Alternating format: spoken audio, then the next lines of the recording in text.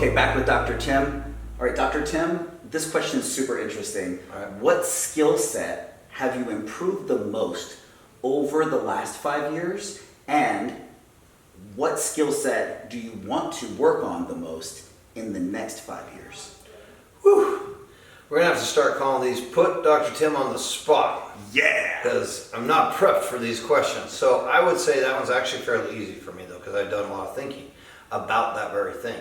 I would say without a doubt, if you ask me or if you ask people around me, the thing I have been able to improve the most on in the last 5 years is being content and present. So I've never had a problem with being ambitious. And over the last 5 years, I've tried to come up with the art or the yin and the yang of being content and ambitious. How do I be content and ambitious? Because for most of my life, I was only ambitious, but I wasn't very content.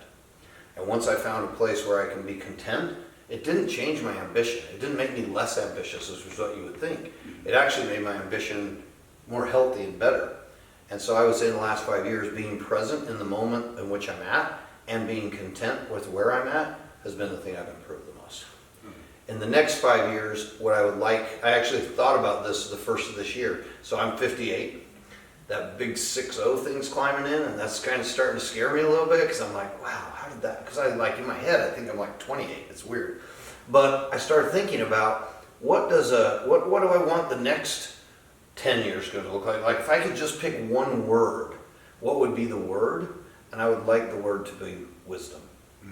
That's my word. As I go forward in the next 10 years, I would like it to be wisdom. And so I did a whole thinking time about what does it take to become wise? What does it mean to be wise? And what does it take to share your wisdom with other people? Not forcing it on people, but be that old man that everybody comes to when they have a question and says, you've never seen this kind of thing. You've got a really long beard. Right, you gotta have a beard. Situation. I'm gonna have to grow a beard. Like ZZ Top. That is, because you gotta do this. You gotta stroke it while you think about it. I'm here for But it. wisdom, I think, is what I'm striving for. Oh, that's great.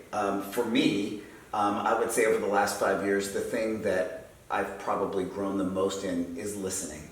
Like really listening. Like listening not just to the words that are coming out of your mouth, but the nonverbal communication, the subtext, all of those things in a very pure sort of way. Yeah. I feel like I've always been an intentional listener, but in the past, most of that has been a leveraging position for trying to steer a conversation. What's the next thing I'm because going to say? You want to create an outcome, right? Especially if I'm having a conversation where I'm trying to make an impact in somebody's life.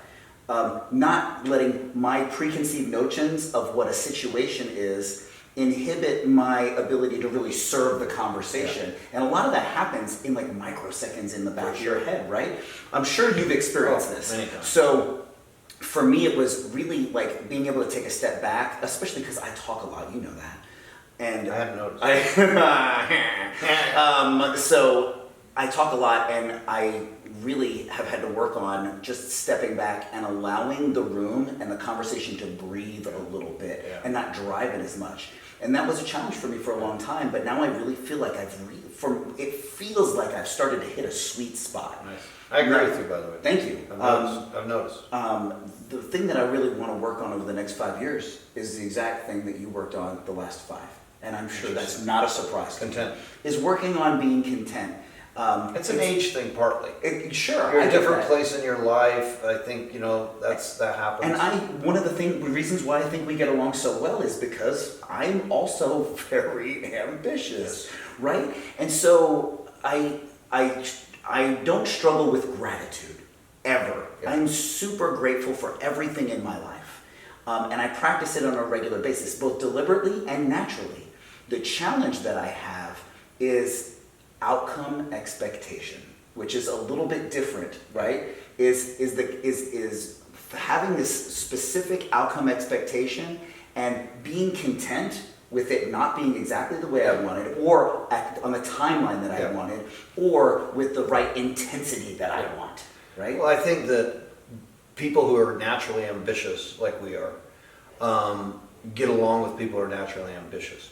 But trying to find contentment in those people is sometimes a difficult thing to do. Mm-hmm. And On the other hand, I don't like being around very much someone who's just content and has no ambition at all. I call that lazy. And that just drives me crazy more than anything.